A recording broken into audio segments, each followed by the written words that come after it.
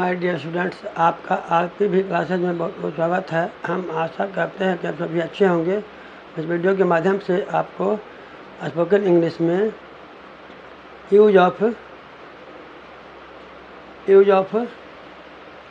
Has to और have to का use बताने जा रहे हैं और साथ ही साथ उसका ट्रांसलेशन बना के आपको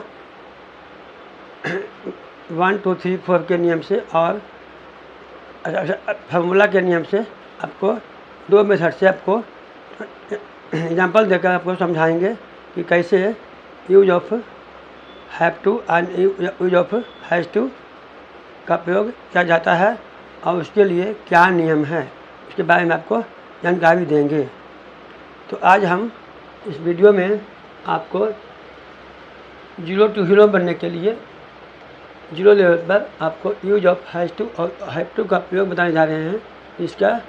इसके लिए दो नियम है, उसमें कहाँ पर हैज़ टू लाएंगे, कहाँ पर हैव टू लाएंगे और साथ ही साथ कुछ उसका एग्जांपल देकर आपको 1 2 3 4 के नियम से और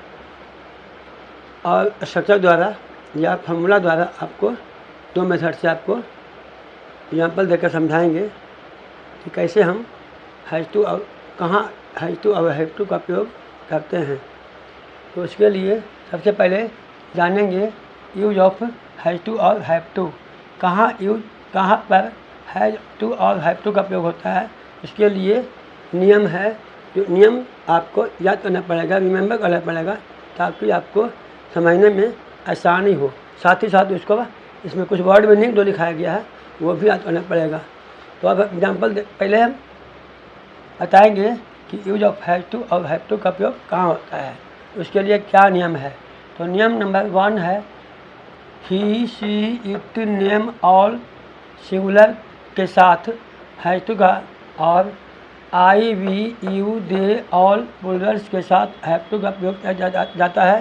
तो इसका मतलब होता है कि जहाँ पर नंबर 1 में ही रहेगा, शी रहेगा, इट रहेगा, कोई किसी का नाम रहेगा या कोई सिंगुलर रहेगा, जैसे ब्रदर सिस्टर फादर मदर सब सिंगुलर रहेगा, उसके साथ हैव टू लाएंगे।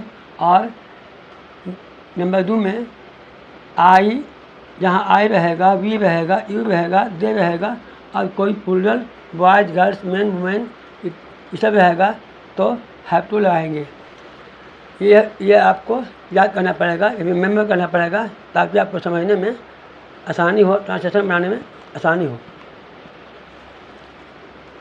अब हम बताएंगे आपको दो मेथड से, लेकिन अभी इस वीडियो में बताएंगे केवल 1 2 3 4 के नियम से और बाकी जो फार्मूला द्वारा और स्ट्रक्चर द्वारा जो बताएंगे वो दूसरे क्लास में बताएंगे।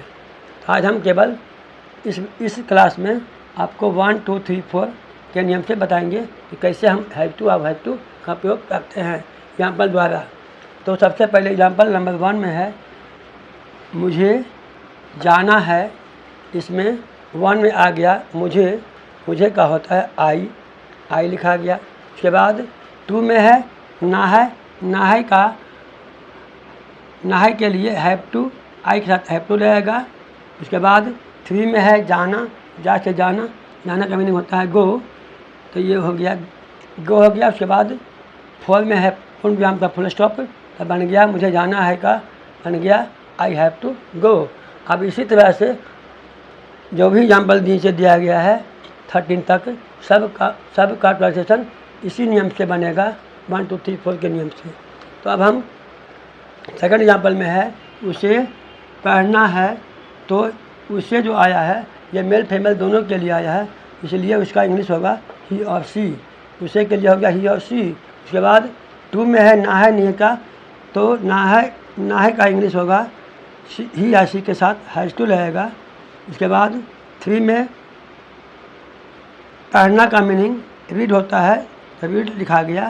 उसके बाद 4 में फुल स्टॉप का मीनिंग, पूर्ण विराम का मीनिंग फुल स्टॉप, तो फुल स्टॉप लिखा गया, तो बन गया उसे पढ़ना है का बन गया ही या और सी हैज़ टू रीड। उसके बाद 3 में हमें दौड़ना है, तो उसके लिए 1 में हो गया हमें का हो गया वी। उसके बाद 2 में है ना का हो गया वी के साथ हैव टू लगेगा। उसके बाद 3 में है दौड़ से दौड़ना का मीनिंग होता है रन। और 4 में है पूर्ण विराम का इंग्लिश फुल स्टॉप होता है, इसलिए हो गया फुल स्टॉप दे दिए तो बन गया हमें दौड़ना का बन गया वी हैव टू रन। उसके बाद एग्जाम्पल नंबर 4 में है तुम्हें खाना है तो तुम्हें 1 हो गया, 1 में हो गया तुम्हें का हो गया यू। और यू के साथ नंबर 2 में है ना है का हो गया हैव टू, यू के साथ हैव टू लगेगा।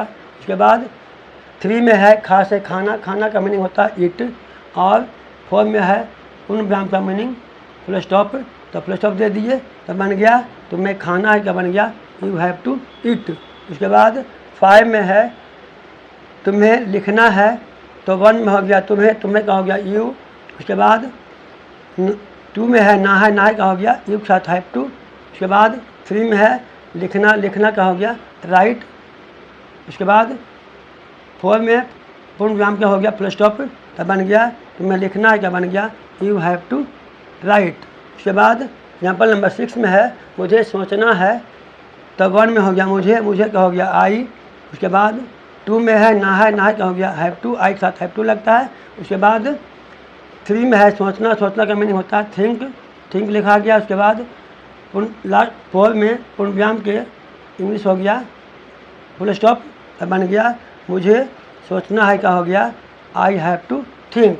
उसके बाद एग्जाम्पल नंबर 7 में है बच्चों को याद करना है तो इसमें हो गया 1 में हो गया बच्चों को, तो बच्चों को का इंग्लिश होता है द चिल्ड्रेन लिखा गया। उसके बाद 2 में ना है का हो गया चिल्ड्रन प्लूरल है इसलिए प्लूरल के साथ हो गया हैव टू। उसके बाद 3 में है याद करना का मीनिंग होता है रिमेंबर। उसके बाद 4 में पूर्ण विराम का होता है फुल स्टॉप, तो फुल स्टॉप दे दिए तो बन गया बच्चों को याद करना है क्या बन गया the children have to remember. उसके बाद 8 नंबर में है गायों को चरना है तो 1 में हो गया गायों को का इंग्लिश हो गया द काउज। उसके बाद 2 में ना है का हो गया काउज प्लूरल है, प्लूरल के साथ लग गया हैव टू लग गया।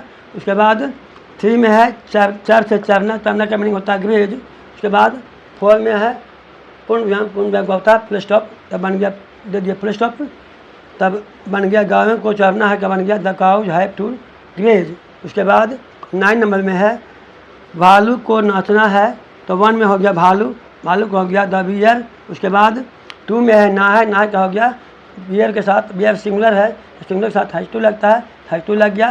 उसके बाद 3 में नाच से नाचना का होता है डांस। उसके बाद 4 में पूर्ण विराम का हो गया फुल स्टॉप, तब बन गया फुल स्टॉप दे दिए तब बन गया भालू को नाचना का बन गया the bear has to dance. उसके बाद 10 में है उन्हें सीखना है का बनेगा 1 में हो गया उन्हें का हो गया दे।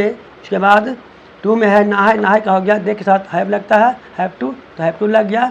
उसके बाद 3 में है से सीखना का मीनिंग होता है लर्न। उसके बाद 4 में पूर्ण विराम का मीनिंग फुल स्टॉप दे दिए तब बन गया उन्हें सीखना है क्या बन गया दे हैव टू लर्न। उसके बाद 11 नंबर में है हमें देखना है तो इसमें 1 में हो गया हमें का हो गया वी। उसके बाद 2 में है ना है का हो गया वी के साथ हैव टू। उसके बाद 3 में है देख से देखना का होता है सी। उसके बाद 4 में पूर्ण विराम का होता है फुल स्टॉप पड़ गया। उसके बाद बन गया हमें देखना है क्या बन गया वी हैव टू सी। उसके बाद यदि आपको वीडियो अच्छा लग रहा हो पसंद आ रहा हो तो आप वीडियो को लाइक एवं सब्सक्राइब करते रहिएगा, इसको भूलिएगा नहीं ताकि हमारा हौसला बढ़ता रहे। उसके बाद एग्जाम्पल नंबर 12 में है बंदर को उछलना है तो उछलना है का बन गया अब यहाँ 1 में हो गया बंदर को का हो गया द मंकी। उसके बाद 2 में है ना है का हो गया मंकी के लिए मंकी सिंगुलर है इसलिए सिंगुलर के लिए हैज टू लग गया। उसके बाद 3 में है उछलना का मीनिंग जंप।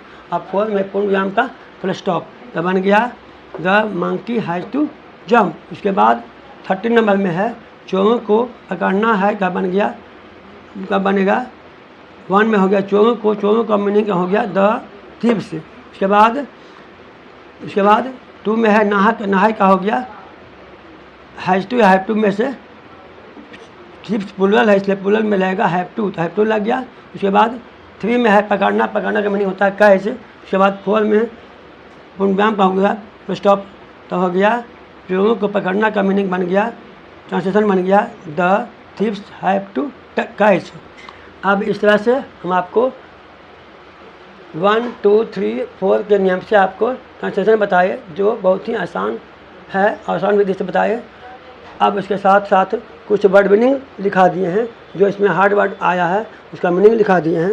रिमेंबर मीन्स याद करना, कैच मीन्स पकड़ना, जंप मीन्स उछलना, ग्रेज मीन्स चढ़ना, लर्न मीन्स सीखना, सी मीन्स देखना।